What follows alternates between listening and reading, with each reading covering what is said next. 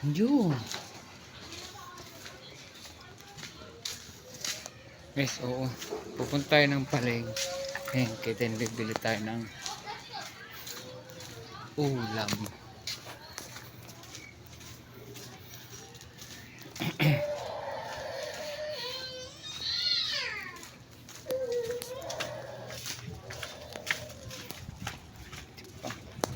Diba? Hanap tayo ng may bilang ulam, guys. So, ngayon, maglalakad tayo ng pagkalay-layo, Brad. Mga idol.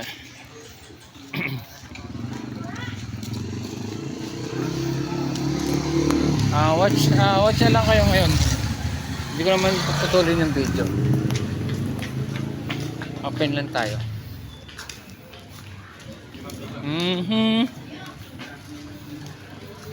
Pag-vlog kailangan natin talaga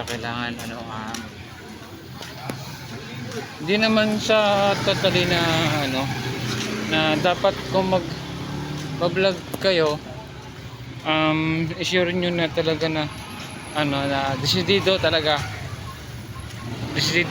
kayo. Kung mag-vlog kayo din, huwag kayong mahiya na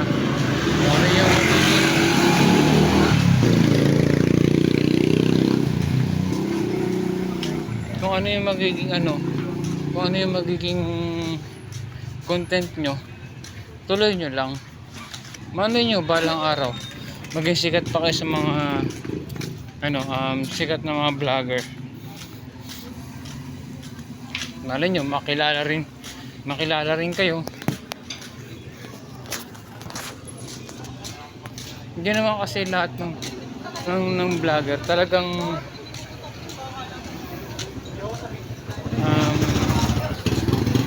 tawag dito, medyo talagang malalim talaga yung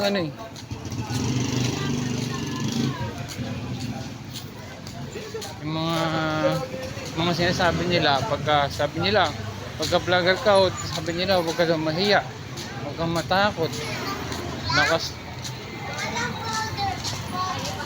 lang ng loob, iwala ka lang sa sarili mo na ganun nga, diba?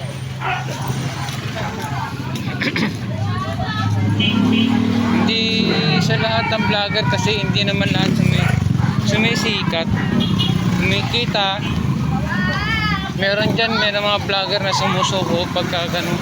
Alam nila yung mga araw na time na hindi nila kaya na itaas yung yung opportunity nila na maging sikat na vlogger. Kaya sa mga gustong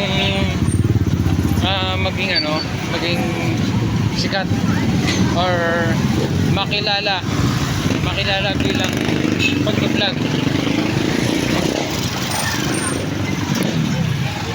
lang naman, focus lang kayo kung ano yung content nyo, bigay nyo lang. Huwag kayong mahiya.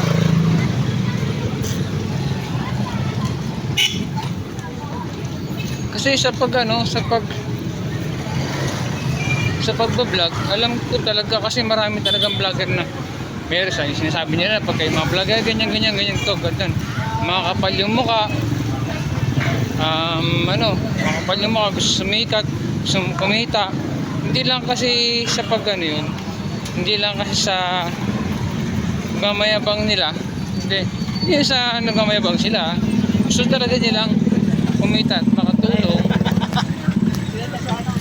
makatulong sa pamilya, diba? Ganun lang yun, guys. Kaya doon sa mga hindi pa naman ako sikat na vlogger, nagko-content lang ako, guys, kahit saan. Hindi, kasi may sarili din ako trabaho,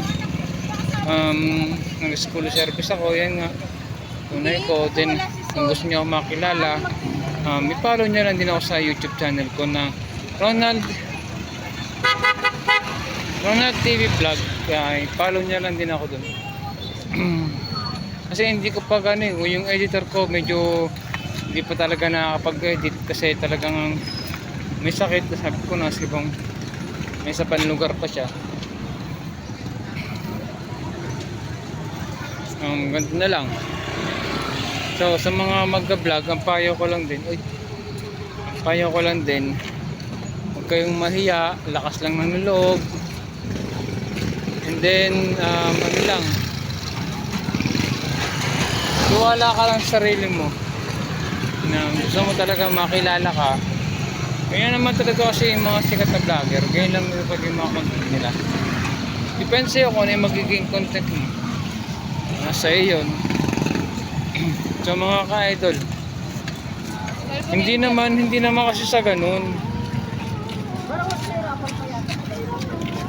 Kung kaya nila, kaya mo rin. Kaya nyo rin. Huwag kayong huwag kayong magkatabilin talagang, huwag kayong mahihiya na kami nyo kakayanin. Ay, sabihin nyo sa video, wala, ganyan. Ayoko, mahihiya ako. Hindi ganun. Lakas lang kayo ng loob para makamit nyo yung mga gusto nyong pangarap. So, ngayon guys, nandito tayo ngayon sa palengke. Ito. Sinag ka guys, nagugutom na ako. Napamakit ang pangalan. So, ngayon, ipopost ko to sana sa mga video na ipopost ko, mapanood nyo. Comment na lang kayo kung ano yung mga gusto nyo i-content ko. And then, ilalabas natin sa video. Don't like, share, follow, and subscribe yung videos ko para makita natin yung mga para mapanood nyo naman po. Para mapanood nyo naman. Sige, ganito na lang guys. So bye.